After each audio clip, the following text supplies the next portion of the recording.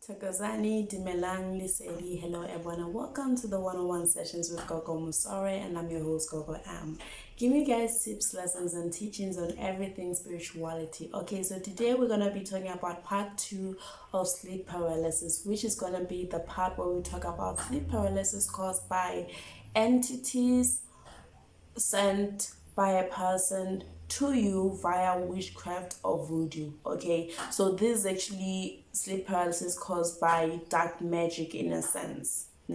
So a recap on what sleep paralysis is for those of you guys who did not watch the first video. Sleep paralysis is a state at which your body is asleep but your mind is awake, and whether your mind or subconscious is awake, you're well aware of everything that is occurring around you in that particular moment. If there's an entity around you in that particular moment, you're able to feel, sense, and sometimes even see this entity and what it is trying to do. In this state, you find yourself trying to fight or trying to force yourself to actually wake up, but you find it very difficult because it's more like an entire body muscle pull, or rather it's like your body has underwent a stroke of some sort. So given the fact that we talked about sleep paralysis caused by entities and demons and ghosts, today we're going to be talking about sleep paralysis caused by witchcraft. Okay, so this is also another common type of sleep paralysis. Actually, it is one of the leading causes of sleep paralysis.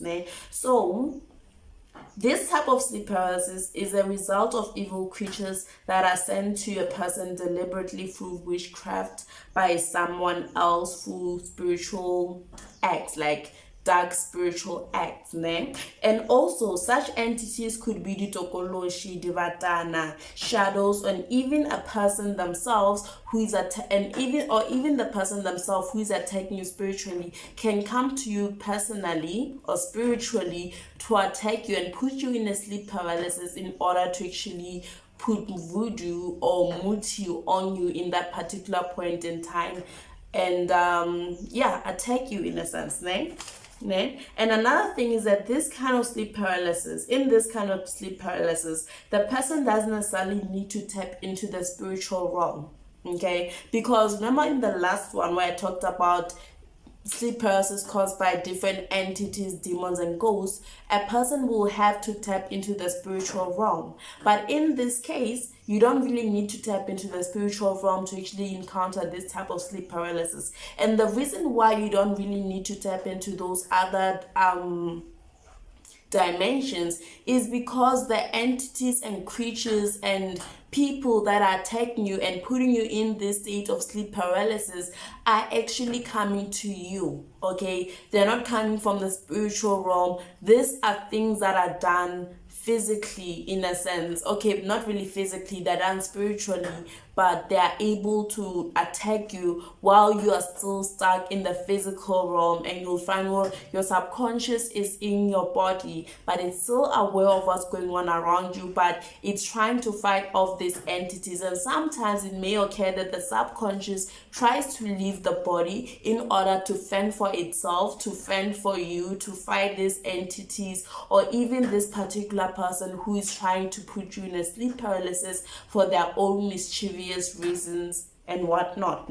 So okay, in this kind of sleep paralysis, it's more longer you find a person may actually encounter physical damages. More longer you'd actually feel there's something or there's someone sitting on your chest, and most of the time this is where the entities that are sent to you are sitting on your chest. And the reason why they do that is more longer they're trying to take your spiritual power, or they're trying to take control of you as a person. So meaning whenever you go to sleep, what will happen is that they will be able to take your spirit and use it to open doors for themselves when they are doing their witchcrafty things. Okay, and also another thing that occurs is that in rare cases you can even find yourself fighting these entities. This is when we are talking about when the subconscious tries to fend for itself. So you'll find yourself fighting these different types of entities, and even the person that is attacking you with the sleep paralysis,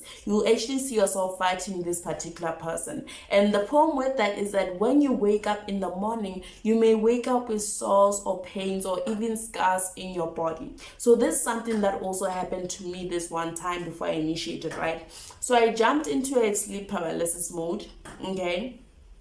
Then when I was busy trying to figure out what's going on with myself, because I'm aware that I'm asleep, I see my body, like it was like I was astral projecting, but it wasn't really astral projecting because I knew that I was in a sleep paralysis mode. But what I saw then was this really weird creature, and actually started fighting with me in that particular state. And I woke up that morning feeling my body in so much pain. Everywhere this entity actually hit me, I could actually feel the pains when I woke up. The good thing is that I was able to fight it off, given the fact that, okay, I'm spiritually gifted, and I could feel what my ancestors were there, helped me fight whatever this thing was. And the other thing is that I could also see the person who sent this particular creature. But the problem was that even though I was able to fight this thing and I was able to fend for myself in that particular moment, it did end up with actually bruises on my body or like sores around my body. I remember my back was so painful the entire week. Like I was like, oh my gosh, this is the worst thing ever. It was like I was in a boxing match or something like that, and I just got my ass beat up. Okay, so that is what happens, and the act of sleep paralysis is achieved if the environment that the person is living in is not protected. So usually for this thing to happen, for people, for witches to actually enter into your household and for them to be able to send their creatures and entities and whatnot to allow themselves to put you in a sleep paralysis mode is for when your environment, it works perfectly if the environment that you are in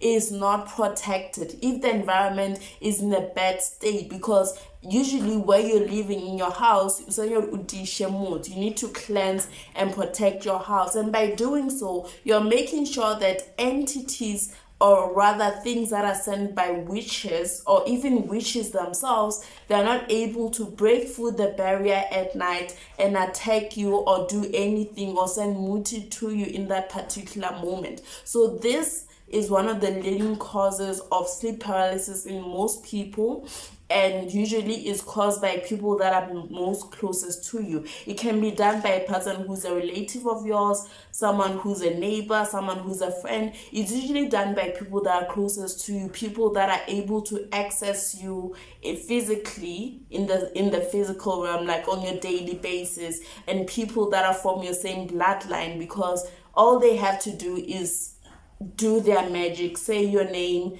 transport themselves to where you are, and they put you in a sleep paralysis and they attack you.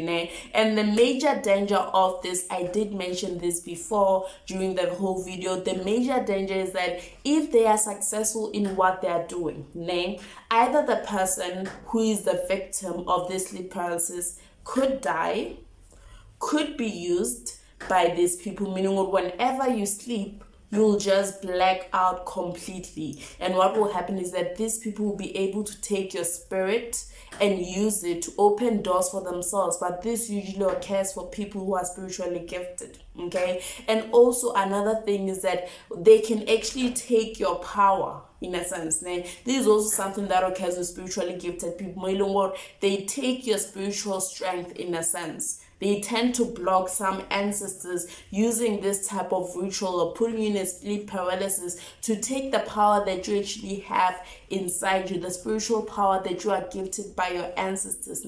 And in details with the first danger, which I talked about, you dying, is when they kill a person, using this type of method, what they do is that they make this person sort of like a zombie. So you'll be dead in everyone else's eyes, but in reality they would have taken your spirit, they would have taken your spirit and be using it for their own mischievous things. Like this particular people at the end of the day. Okay, so that is it for sleep paralysis caused by witchcraft and crafts and entities. I hope it makes sense. I hope you guys try your best to be careful. If your yard is not protected and you encounter yourself being in a position where you are having a lot of sleep paralysis that is caused by witchcraft, at least use coarse salt. Like, just spray coarse salt around the yard. Yes, it does not fully protect the yard, that is something that we all know, but it does weaken these entities and these people to an extent where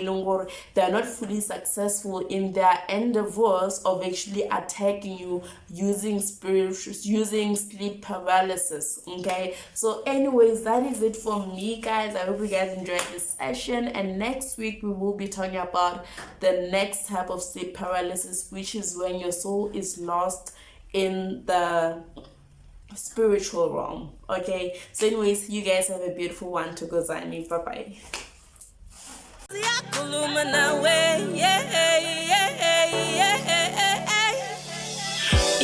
bye.